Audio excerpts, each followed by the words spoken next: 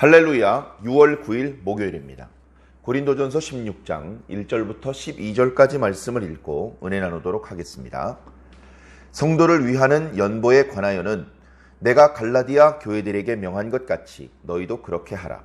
매주 첫날에 너희 각 사람이 수입에 따라 모아두어서 내가 갈 때에 연보를 하지 않게 하라. 내가 이를 때에 너희가 인정한 사람에게 편지를 주어 너희의 은혜를 예루살렘으로 가지고 가게 하리니 만일 나도 가는 것이 합당하면 그들이 나와 함께 가리라.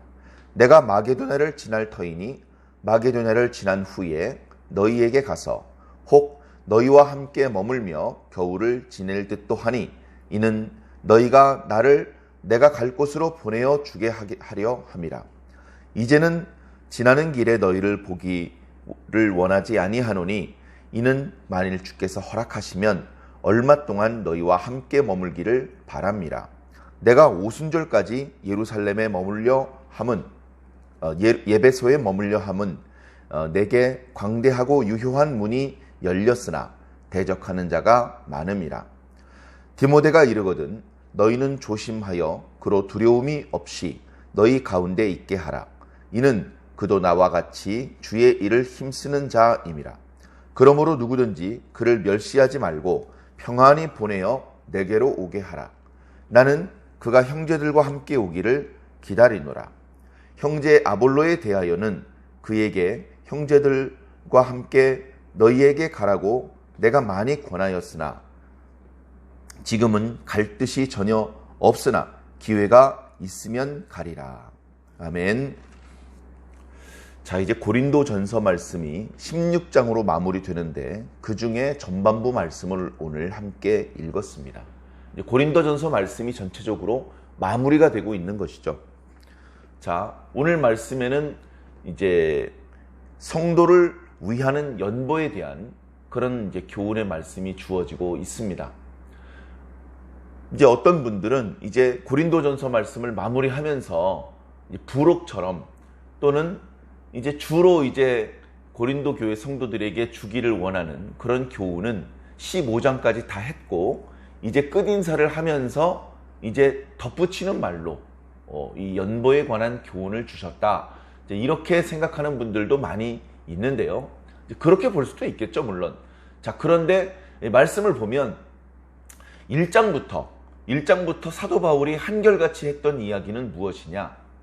나도 너희도 우리 모두는 하나님께 부름을 받은 성도다. 하나님께 교회로 부름을 받았다. 교회는 예수 그리스도의 몸이다. 예수 그리스도를 머리로 두었고 우리는 그 머리에 연결되어 있는 몸이다. 물론 우리는 각각 다른 위치에서 머리를 섬기는 지체들이다. 그죠? 고린도 교회의 역할이 다르고 빌립보 교회의 역할이 다르고 예루살렘 교회의 역할이 다릅니다. 그리고 고린도 교회 안에서도 A 집사의 역할이 다르고 B 집사의 역할이 다를 수밖에 없습니다. 각자 받은 은혜도 조금씩 다르고 그리고 또 각자 이렇게 소질도 또 각자 주님께 받은 은사도 다 다른 모양이지만 그러나 같은 것이 있다. 같은 하나님을 믿고 같은 예수님을 믿고 같은 성령님을 믿는 것. 그런 공통점 안에서 다양성이 있는 것이다. 그것을 분명히 이해한다면 교회 공동체 안에서 서로 다투는 일은 있을 수 없다. 범죄가 벌어진 것에 대해서는 말씀의 가치관에 입각해서 바르게 치리를 해야 할 것이다. 그리고 형제들 중에 어려움이 있는 사람이 있다면 마땅히 도와주어야 될 것이다. 그 사람에게 없는 은사가 나에게 있다면 그 은사를 나 자신만을 위해서 쓰지 말고 그 사람을 위해서도 써야 된다. 말과 혀로만 사랑하지 말고 행함과 진실함으로 사랑해야 할 것이다. 사랑을 할 때는 이렇게 마음으로만 사랑하고 입술로만 사랑하지 말고 구체적으로 그 사람의 필요를 채워주고 그 사람을 도와주는 그런 모습으로 서로 사랑할 것을 권면해 주었던 것입니다. 특별히 은사에 대한 말씀을 주실 때에 그렇게 말씀해 주셨던 것이죠. 이 연보는 이렇게 형제를 사랑하는 방법,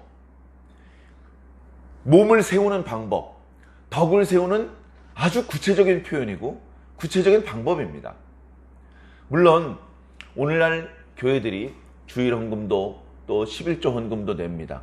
또 세대별로 성미 헌금이나 선교 헌금이나 또 기타 다양한 헌금의 형태들이 있습니다. 그런 오늘날 우리 교회에서 성도들이 이렇게 드리는 헌금과 지금 사도 바울이 이야기하는 연보와는 조금은 느낌이 다릅니다. 과거에 예루살렘에 큰 흉년이 들었습니다. 가뭄이 있었습니다. 그때에 예나 지금이나 부자들은 큰 걱정이 없습니다. 조금 불편해졌을 뿐이지 부자들은 굶거나 먹는 것을 걱정하거나 할 필요가 없죠. 그러나 가난한 그런 어떤 입장이었던 그런 가난한 성도들이 많았던 예루살렘 교회, 예루살렘에 있는 많은 서민들은 정말로 힘들어했습니다. 그 예루살렘 교회와 성도들이 힘들어한다는 소식에 바울은 안디옥에 있을 때부터 헌금을 모아서 예루살렘에 보내주었습니다. 그러니까 그 교회의 살림을 위해서 이렇게 헌금하는 것과 달리 어려운 지역에 보내주기 위한 그런 이제 모금을 했던 것이죠. 그렇게 해서 예루살렘에 헌금을 보내주었는데요. 그때 너무 어려움이 극심했는지 헌금을 보내주면 그때만 조금 견딜만 하다가 이내 또 지속적인 그런 어떤 어려움이 예루살렘 교회에 있었던 것 같습니다.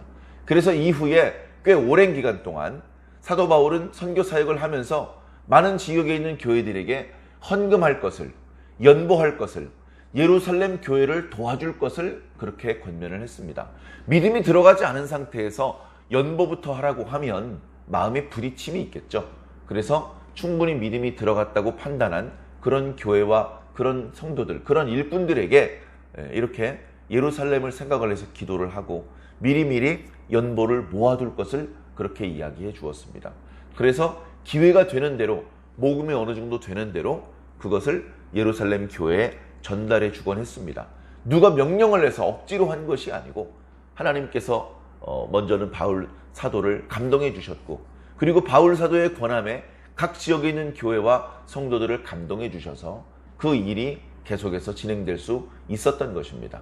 연보를 전달해 줘야 되는데 사람들이 예루살렘 교회를 위해서 기도하지도 않고 돈을 따로 모아두지도 않고 있다가 사도 바울이 오면 헐레벌떡 아차차 하면서 그때 돈을 모으면 모양새도 좋지 않고 마음에 어떤 뜨거움도 없고 그 연보가 정말 그 어려운 가운데 모금된 것을 이렇게 전달해주는 그런 어떤 의미가 없는 것이죠.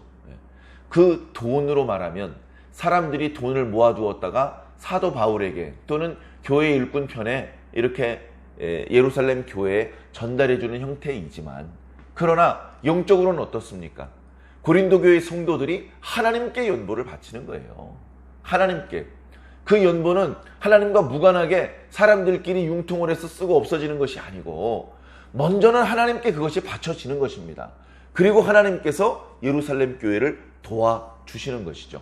그래 예루살렘 교회의 입장에서는 하나님께 감사할 일이고 고린도 교회에 감사할 일입니다.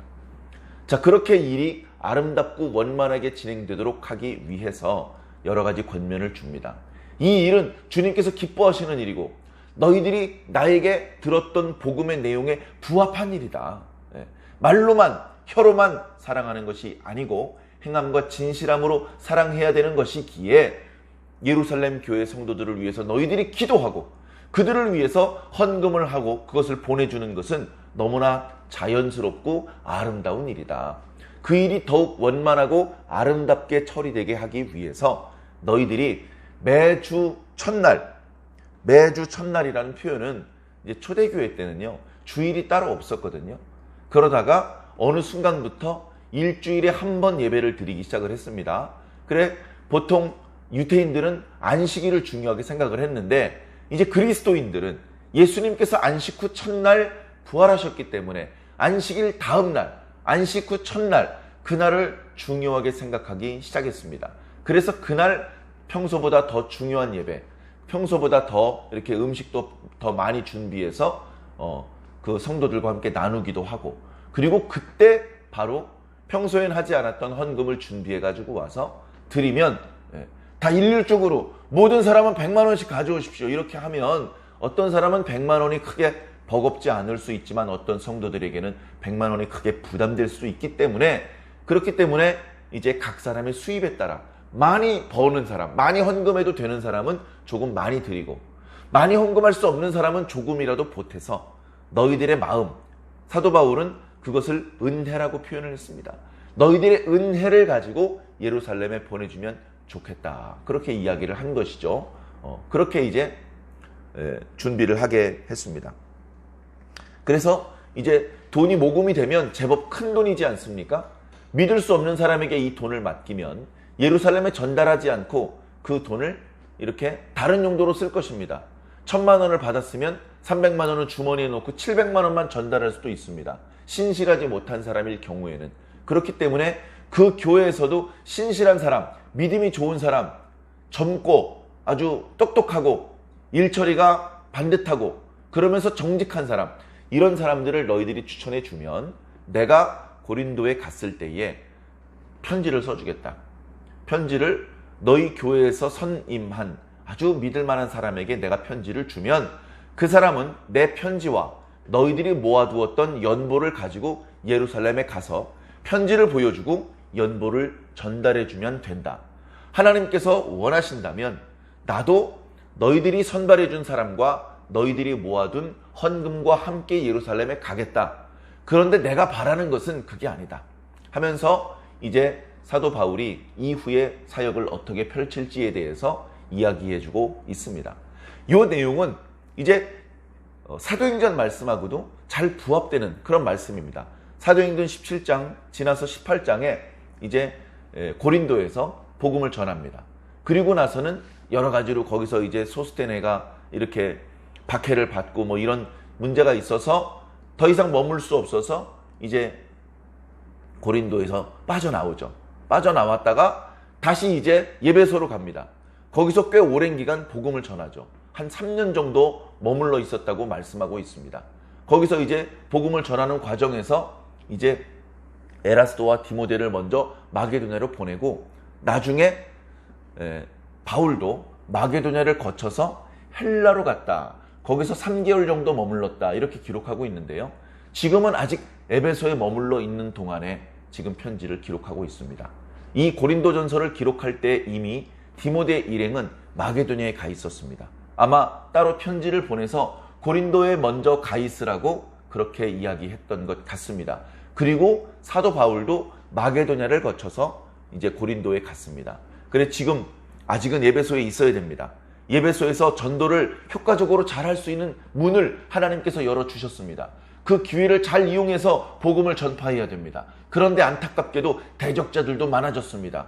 그 대적자들의 문제를 해결하면서 전도를 마무리해야 되기 때문에 아직은 성급하게 에베소를 떠날 수는 없습니다. 그래 아무래도 오순절까지는 에베소에 있어야 될 것 같습니다. 오순절까지 그 기간은 대체로 봄입니다.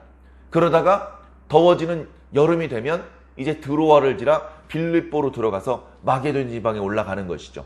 거기서 여름을 보내고 그리고 나서 기회를 보아서 다시 남쪽으로 내려와서 아가야 지방에 있는 고린도에 방문을 하겠다는 것입니다. 거기서 스쳐 지나가던 너희들을 잠깐 보고 말고 그렇게 하고 싶지 않다. 나는 너희들과 한동안 같이 머물러 있으면서 너희들과 오랫동안 함께 있기를 원한다. 내가 너희들에게 지난번에 가르쳐주지 못했던 것도 가르쳐주고 싶고 편지로 미처 설명하지 못했던 것도 설명해주고 싶고 너희를 위해서 기도도 해주고 싶고 예배도 인도해주고 싶고 내가 가지고 있는 내가 주님께 받은 좋은 것을 아낌없이 너희들에게 쏟아 부어주고 싶다. 그런 사도 바울의 사랑에 담긴 이야기가 남겨져 있죠. 그러면서 디모데가 먼저 갈 것이니 그를 잘 영접해 두어라. 그도 나와 마찬가지로 주의 일에 힘쓰는 자다. 그리고 너희들의 편지에 보니까 아볼로에 대해서 물어보는 그런 이제 질문들이 있었는데 아볼로는 지금 에베소에 사도 바울과 함께 있는 것 같습니다. 사도 바울이 이제 예배소에 디모데를 보내면서 아볼로요, 자네도 같이 이 디모데 일행과 함께 고린도에 가는 것이 어떻겠느냐고 권면을 해 보았는데 아볼로가 별로 그렇게 하고 싶지 않았던 것 같습니다. 한때는 잠깐이었지만 사도 바울이 고린도에 계속 머물러 있을 수 없어서 그 자리를 떠났을 때에 그 자리에 아볼로가 남아서 잠깐 동안 담임 목사 역할도 했던 것 같습니다. 그래 고린도 교회 성도들 중에는 이제 게바파, 바울파만 있는 것이 아니고 아볼로파도 그래서 있었던 것입니다.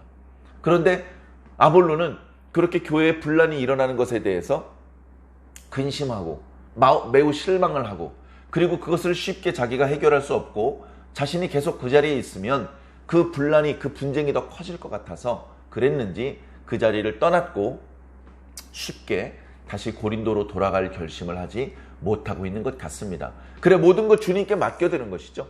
내가 너희들이 선발한 일꾼과 함께 예루살렘에 갈 수 있는지, 내가 너희들과 여러 달 함께 있을 수 있는 것인지, 그리고 이 아볼로가 다시 고린도에 돌아갈 수 있는 것인지, 이것은 다 주님의 몫이다. 주님께서 허락하시면 그렇게 될 줄로 믿는다. 그런 내용으로 오늘 말씀이 마무리되고 있습니다. 사랑하는 성도 여러분, 헌금하면 우리가 다 부담스러운 마음을 가집니다. 그러나 헌금을 할 때에 우리가 더 건강해지고 우리들의 마음과 우리들의 영혼, 심지어는 우리들의 육체까지도 건강해질 수 있다는 말씀을 어저께 저녁에 3일 저녁 예배를 통해서도 말씀을 드렸던 기억이 납니다. 사랑하는 성도 여러분, 이것은 말로만 사랑하는 것이 아니고 구체적으로 사랑을 표현하는 방법이고 행동하는 방법입니다. 그래서 내가 직접 어려운 사람을 찾아가서 구제하지는 못하지만 교회를 통해서 교회에 헌금을 하고 주의 종을 섬기고 교회를 살림을 이렇게 운영을 해나가고, 그리고 또 선교사들 또는 어려운 사람들을 돕는 선교와 구제를 향해서도 쓰일 수 있는 것이 교회에 드리는 헌금입니다. 그것에 대해서 아까운 마음을 잡숫지 말고 무리하게 헌금을 하십시오, 얼마 이상 하십시오, 이런 말씀을 드리지는 않으니 스스로 말씀이 깨달아지면, 감동이 되면 하나님 앞에 헌금을 하십시오. 그것은 투명하게 정말로 주님께서 기뻐하시는 방향을 위해서만 사용될 것입니다. 그렇게 주님께서 지금까지 간섭해 오셨고 앞으로도 그렇게 이끌어 주실 것을 믿습니다. 우리 교회가 지금은 매우 작지만 어찌되었건 크든 작든 우리가 하나님의 교회답게 하나님을 기쁘시게 하는, 하나님의 뜻을 바르게 준행하는 그런 교회, 그런 성도로 발전될 것을 믿습니다. 그런 저와 여러분들이 꼭 되기를 주의 이름으로 간절히 축원합니다.